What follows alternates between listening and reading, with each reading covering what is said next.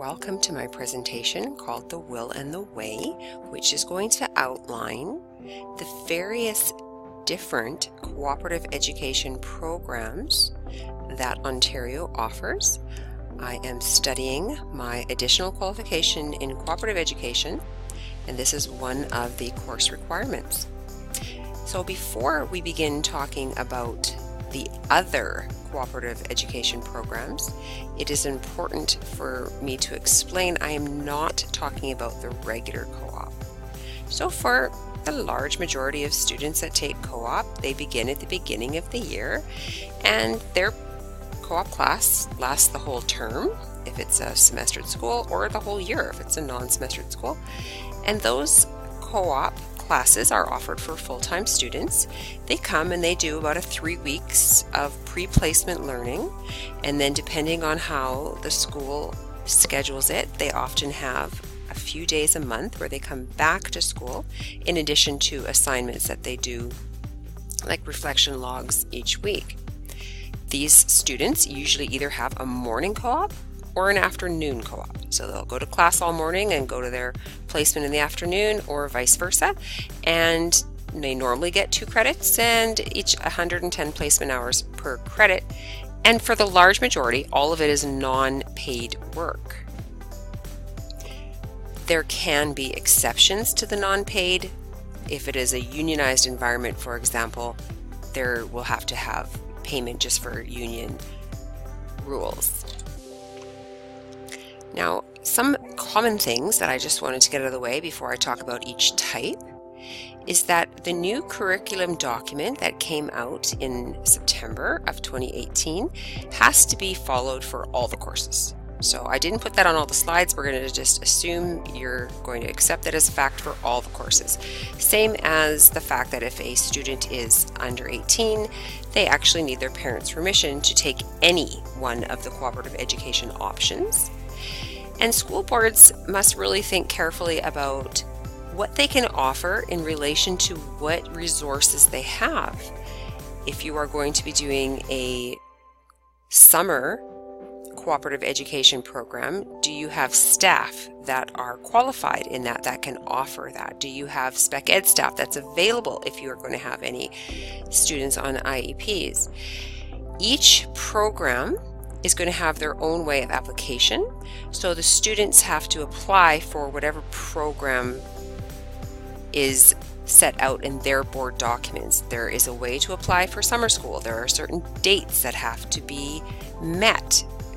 And lastly, there is always going to be common safety assessments for whatever type of cooperative program you take. You still are going to be doing your pre-placement assessment, your work ed agreements, there's your WSIB, there's so many things that are common amongst all of them. So let's get on to the first one. This is called CIC, or Continuous Intake Cooperative.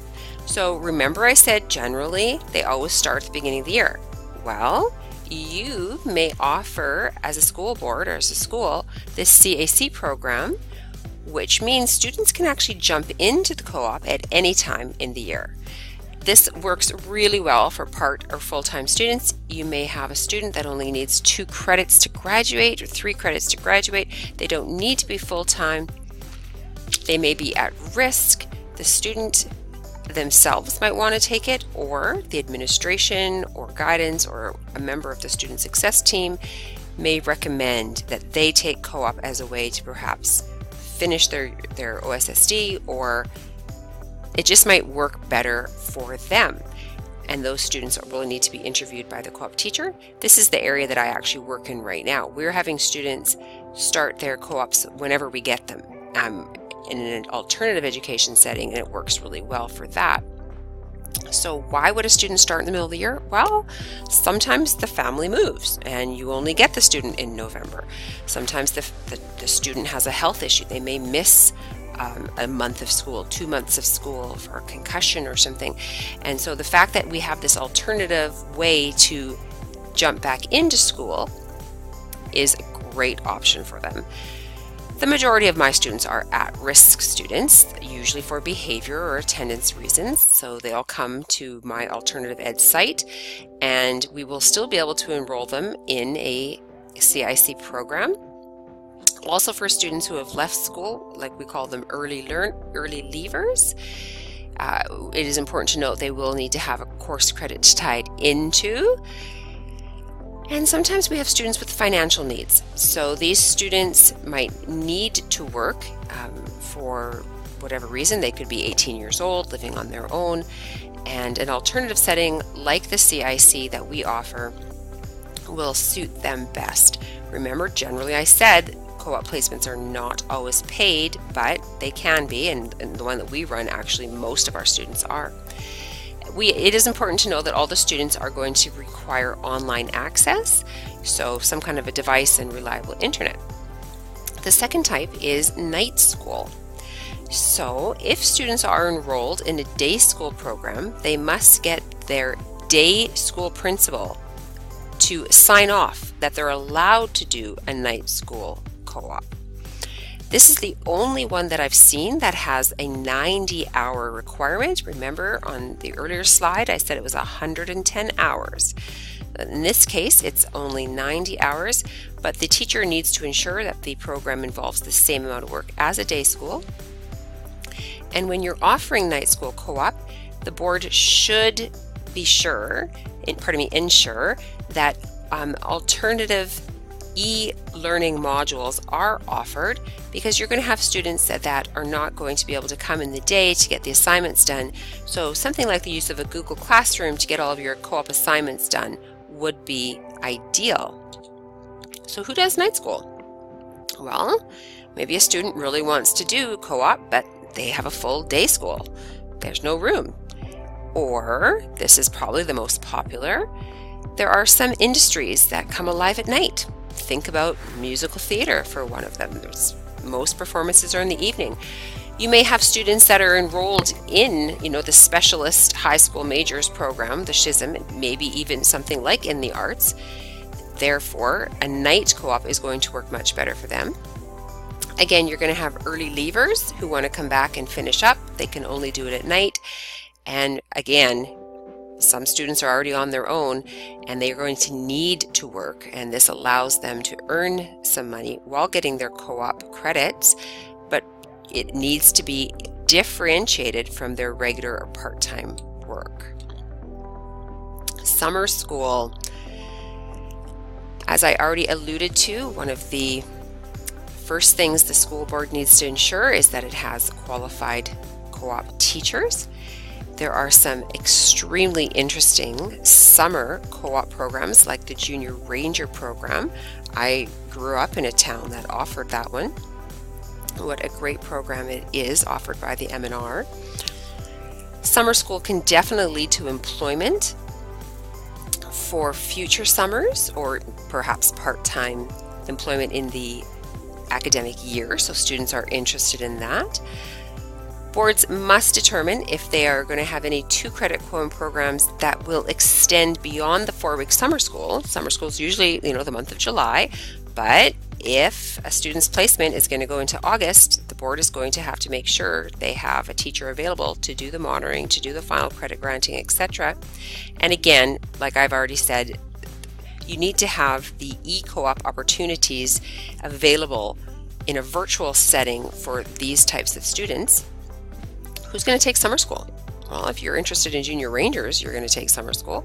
Any kind of specialized program like summer camps, tourist camps, farms, students who want to take their high school majors program, maybe in agriculture, they would love to do a summer co-op to get that requirement met. Or maybe you're just going to have students who wanted to take co-op all year, but it just doesn't fit with their schedule. You're going to have those kids.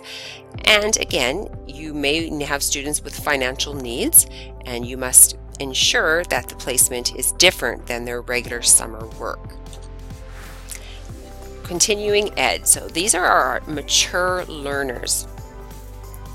They are often ones that have left school and they're coming back. One thing to note is that they need to apply to the program, they need to register an interview, And they often will want to do their co-op in a role that they already know. Perhaps they have an area of expertise and they must take part in this workplace interview with the potential employer before starting their placement. And often they set that up themselves. The boards often will ask them to do at least 2-up credits with their tie-in with their related course. So they're going to be getting 3 credits by the time they're done. And again, the board must ensure that the e-co-op opportunities are there for the classroom components. Notice the common theme on that. Who takes continuing ed? Well, again, these are people who have not got their OSSD. They come back and they want to finish their OSSD in a continuing ed co-op. It's a great idea.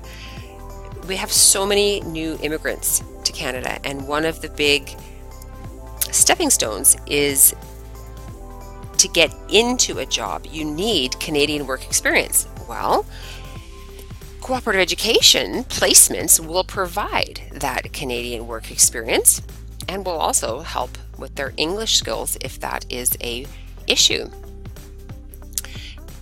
Lastly, students with financial needs will also want to be able to do a co-op through their continuing ed program.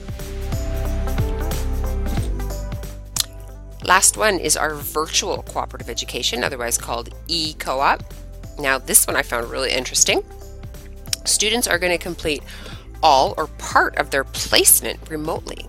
So this means they can actually be doing their placement from home. Perhaps their supervisor is in their local community or in another community or city or even a province away. The students that are best suited for this are the tech-savvy, organized, self-directed learners. We still need to have an IT code of conduct in place for all students. As teachers, we may not be able to do an in-person pre-placement assessment, so you may need to do a phone assessment, again, if this is all done remotely. And if that's the case, you should check with the Better Business Bureau or some other agency to make sure that this business is reliable, reputable. You might not be able to monitor your students in the regular way, again, just because of the remote nature. So a lot of email and phone monitoring may have to suffice. Even though the student's working at home, if they're working, you're still going to need to do your work at agreement for them or whatever site they're working at. And more students are becoming interested in this because more and more jobs are allowing people to work from home. So you can actually get some really valuable e-work experience. So who would take this? Students who are interested in the fields where they want to work more and more from home, like web developers, translators, data entry agents, video production. This method allows for the most flexibility. And the ministry document even said it is one of the best ways you can do a single credit in co-op. So that's another difference. You may have a situation where you are in a remote area where you lack transportation. Maybe you lack accommodation. Maybe it's just a very highly specialized industry. All of these can be met through e-co-op, as well as the students with the IEPs. Perhaps they cannot work in a workplace setting. Well, if there's any kind of remote work or virtual work, this e-co-op is the best option for them. So as you can see, if there is a will to take co-op, there is a way to do it. Thank you for watching my presentation. If you wanted to read any of those sheets yourself, you can go ahead and click the links.